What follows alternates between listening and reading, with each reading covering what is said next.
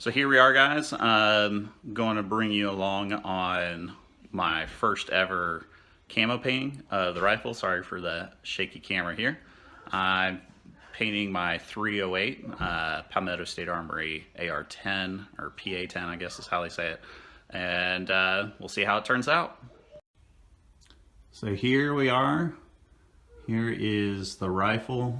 I'm going to take the scope off because I'm not 100% sure I'm keeping that scope, so I'm not going to paint that right now. And I'm also going to wrap the barrel as well. I'm going to keep the stainless on the rifle there. So let's get it ready to get degreased. Well, one thing's for sure, I'm learning a lot about processes. So once I degreased the gun, I completely forgot that I did not want to paint the rail and the gun two separate colors, or at two separate times, because I wanted the camo to blend in. So I just got that put back on and sprayed that again. We'll let that dry.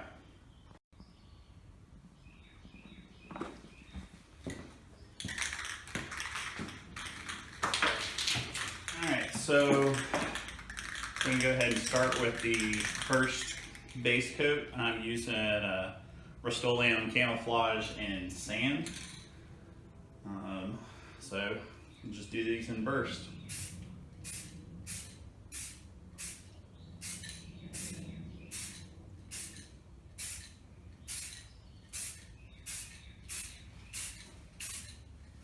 Whew, I'm already liking it. There's hardly any paint on it.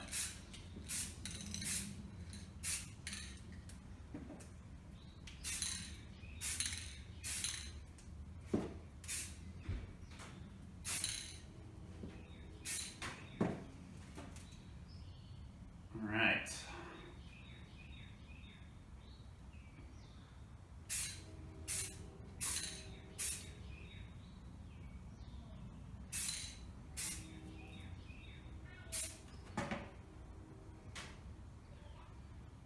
Here we go. All right, I don't want to get too crazy with starting it. Everything I've read and everything's said to be very conservative. So I've got a little helper on the way. So we'll be back more in a little bit. My apologies, guys. I completely forgot to keep on recording. So I was painting. So as you can see, I am just about done with the base coat. So I've just been slowly applying a little bit. I've probably done it about 3 or 4 times now. So it's all a nice sand color. You guys can't really see it, but just behind me here, I've been standing up on a stool because I have this a little high for my height. So I've been spraying across a couple of times. Got it coated pretty well, but I've gotten down here and noticed there's some just from the angle of spraying as I've gone down that I've missed some. So I'm just going to do another final coat right now and get it from here kind of going up to catch some of those spots that I may have not gotten coated super well. So here we go on this. I gotta figure out how to hold it down here.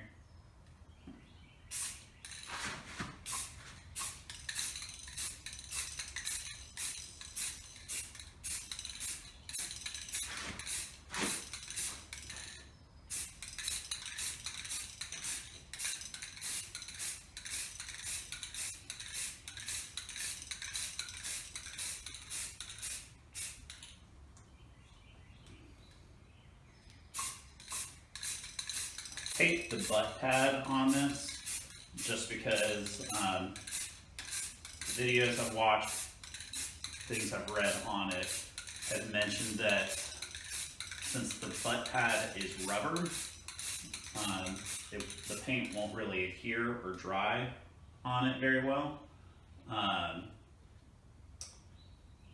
So just to go ahead and tape it off, which I've done.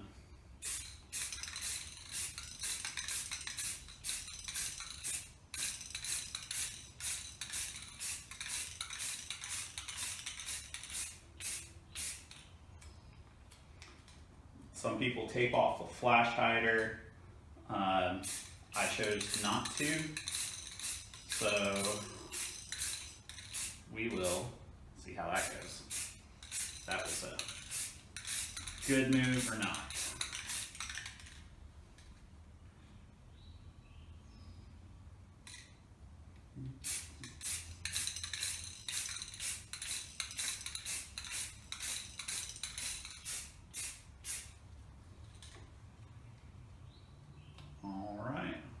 Let that dry. Again, this color was the Rustoleum sand color. All right, the next coat is going on, or I shouldn't say coat, but the next color is going on. I'm just going to get this out of the way. All the paint I'm using is the Rustoleum camouflage flat non-reflective finish. This next one is a light green. I don't really remember what the actual name is. Oh, there it is. Army green. So, first one we had sands. Now we're doing for an army green. And what I'm going to do on this one is do some green stripes. So, diagonal patterns alternating on these. If you guys are curious, one of the guys who I'm pretty much taking his method from is on YouTube. It's called Swamp Sniper. He does a lot of different airsoft painting. He shows you how to paint. And I'm using his method. It actually took me a little while to figure out what I wanted to do as far as colors. So I'm in the southeastern United States, so I was trying to go for a little bit more of greens in my colors. I love the desert, coyote patterns, but that doesn't really fit in my area. So here's the next step.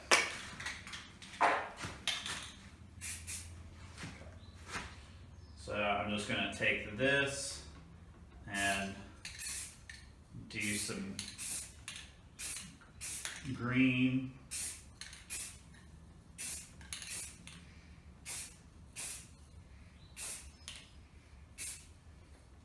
And his thing is with hanging it, you can, let's see here, continue the patterns relatively easily. So that is what I'm going to try to do. And we'll see how that turns out. Down.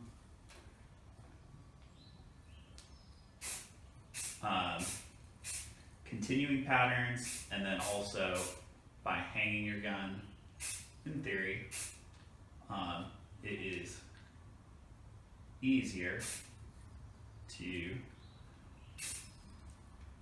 get that going. So let's see here. Wait, I'm gonna hit this mag just a little bit. And see where things go.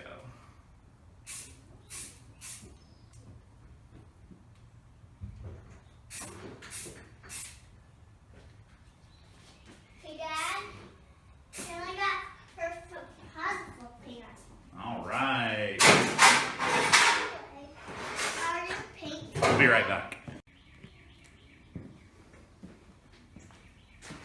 Alright, so for this next look, what I'm going to do is take some earth brown, add a little bit of darkness to the texture, and then I just went to Walmart and got some tulle.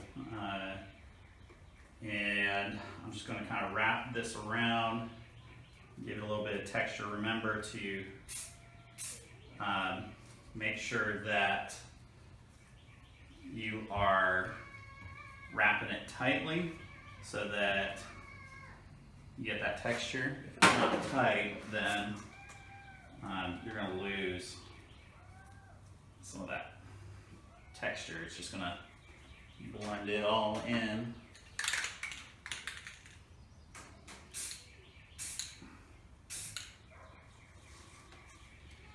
Alright, and follow this around the gun.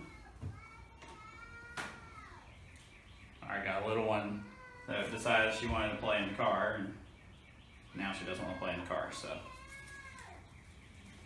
just a second here.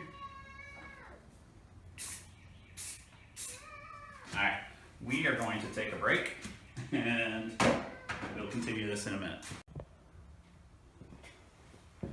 So how's this for kicks? I was talking and I wasn't even recording. Anyways, in the thread of transparency, what I was saying was when I first started spraying on the base layer, just the black and tan, really liked it. I almost stopped there, but I wanted to continue a bit.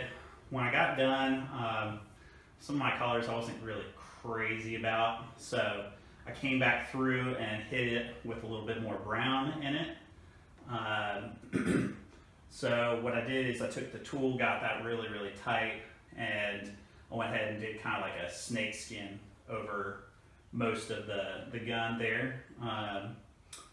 So got two different patterns going on right now, and then I'm just going to go ahead and just lightly dust it with just a hint of more green, only because my gun turned out really dark.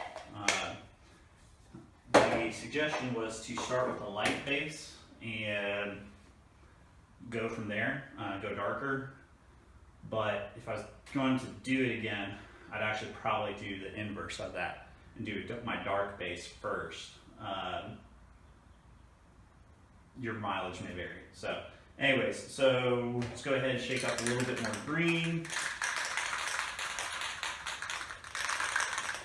And what I'm going to do is go back to my chicken wire here, and let's just take a look where we could use a little bit of green.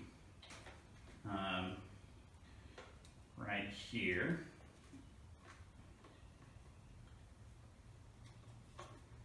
Whoops. I'm interested to see how this is going to wear and how that's going to change the look of the gun. But make sure you're using the correct color here.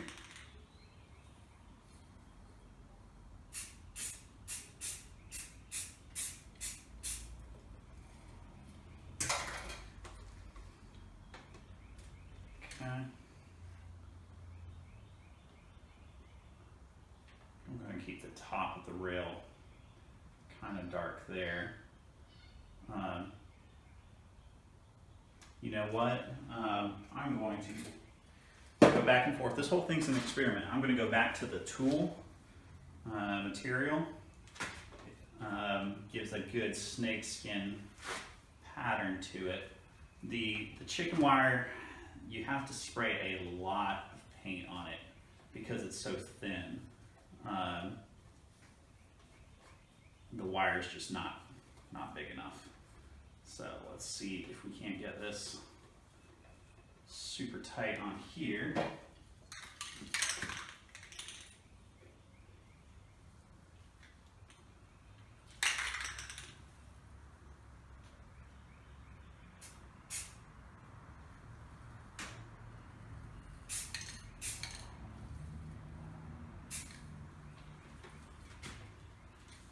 What I'm going for is just a little bit of green overtone. Got a little bit too dark there. So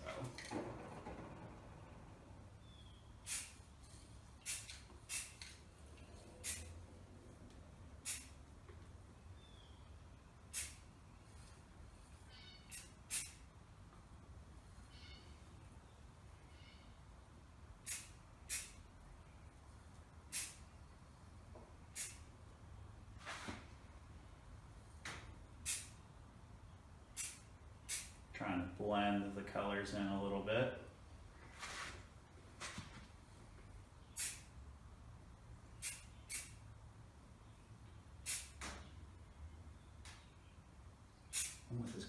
this lighter color, it's also lightening up some of the dark spots on that rifle. So I think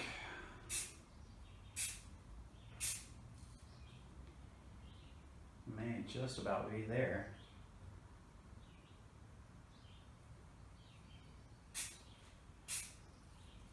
Try not to lose that pattern underneath that I made.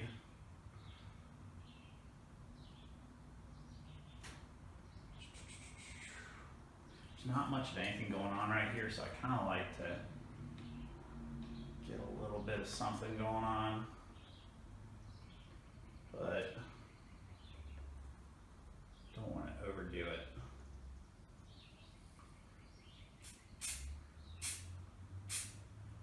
Spraying it so far away, it's just getting just ever so slight. That's a pretty strong line up there.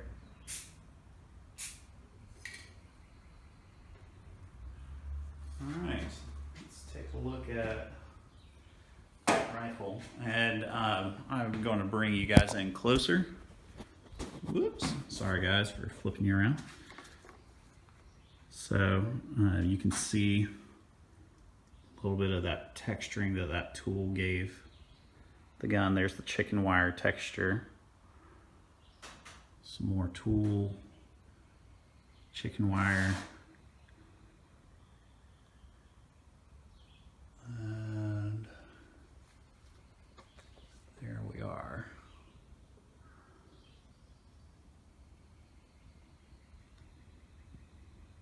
Very grungy kind of look, which I like. So there we are. Well, here it is, guys, all put back together. I would probably suggest in the future making sure that you get a grip that is hard plastic that you can paint, whether that's just a simple A2 or one of the Magpul ones. Also, eventually, if I do decide to keep the scope on that, I'd be painting that as well. But it's been fun. I would definitely do it again. Definitely learned some good things today in the process of putting this all together. And just wanted to give you guys a final look. I'll go ahead and flip it over on the other side as well. The colors actually show up a little more intense on the video than they do in real life, but hope you guys enjoyed it.